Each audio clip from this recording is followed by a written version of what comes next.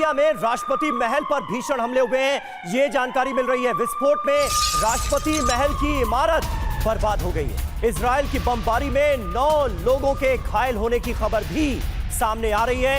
ये आपको जो तस्वीरें दिखा रहे हैं, ये कमांड सेंटर पर जो एयर स्ट्राइक की गई थी उसकी तस्वीरें बताई जा रही हैं। और लेकिन जानकारी ये है कि राष्ट्रपति महल की इमारत भी बर्बाद हो गई है ताजा हमले में। इजराइल की बमबारी में 9 लोग घायल भी हुए हैं। ये आंकड़े और ज्यादा हो सकते हैं, इनमें इजाफा हो सकता है आने वाले वक्त में, ये आशंका बरकरार है।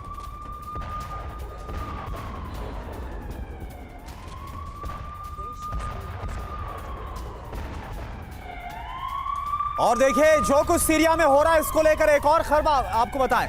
सीरिया में लाइव बुलेटिन के दौरान अटैक हुआ और ये सब कुछ लाइव टेलीकास्ट के दौरान कैप्चर हुआ, कैमरे में रिकॉर्ड हुआ हमले का वीडियो।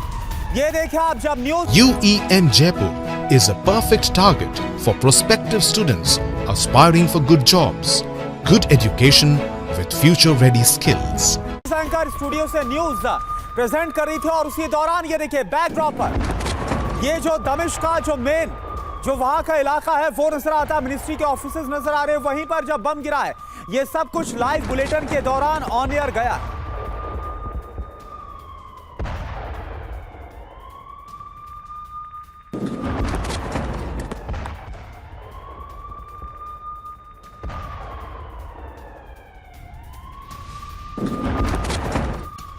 और देखिए आप रिपोर्टिंग के दौरान हमले का एक और वीडियो आपको दिखाते हैं, जब एक रिपोर्टर की तरफ से लाइव रिपोर्टिंग की जा रही थी, उस दौरान किस तरह से इजरायली बम गिरा। एक और वीडियो आपके सामने, ये देखिए आप तस्वीरें आपके सामने। जान बचाने के लिए जो रिपोर्टर है वो भागती हुई नजर आ रही है।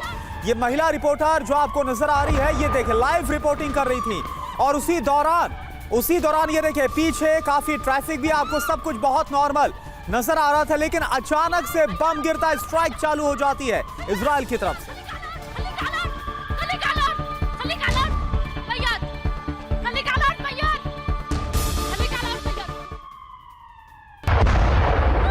तो ये देखिए 3 तस्वीरें और 3 बड़ी खबर क्या है। सीरिया में हालात काफी ज्यादा खराब हो गए क्योंकि इजराइल ने हमलों को तेज कर दिया है। पहली तस्वीर आप देखिए, न्यूज एंकर को न्यूज एंकरिंग करते हुए वहां से जाना पड़ गया, भागना पड़ गया, क्योंकि जिस दौरान वो एंकरिंग कर रही थी इसी दौरान हमला हो जाता और ये सब कुछ लाइव बुलेटिन में कैप्चर हुआ। दूसरी तस्वीर आप देखिए, ये रिपोर्टर आपको नजर आ रहा है और तभी ये वही इमारत है जिस पर हमला हुआ और जब वो कवरेज कर रहा था इसी दौरान ये देखिए इमारत पर आकर बम गिरता। और तीसरी तस्वीर भी कुछ ऐसी ही है।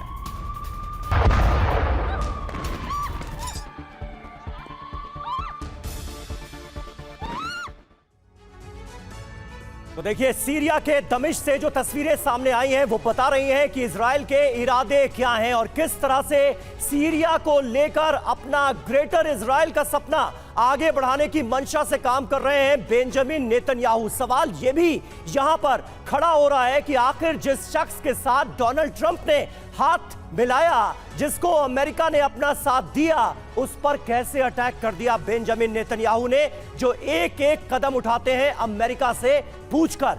सवाल यह भी है करुणा, 18 घंटे पिछले 18 घंटे में दहला कर रख दिया गया है सीरिया को। बिल्कुल, तो 18 घंटे से दहल रहा है सीरिया, आखिर हो क्या रहा है, नेतन्याहू का क्रोध क्यों भड़का है, हर एक जानकारी हर एक डिटेल आपके सामने।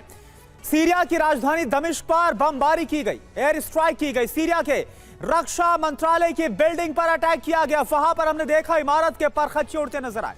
सेना के मुख्यालय पर हवाई हमला किया गया। सीरिया में राष्ट्रपति भवन के पास अटैक किया गया। इजराइल के हमले में कई इमारतें तबाह हो गई हैं। यह सब कुछ हुआ है। सीरिया पर आईडीएफ का जो हमला है, दरअसल ड्रूज समुदाय पर जो अटैक किया जा रहा है उसका बदला क्यों बताया जा रहा है, और जानकारी आपको दे रहे समीर।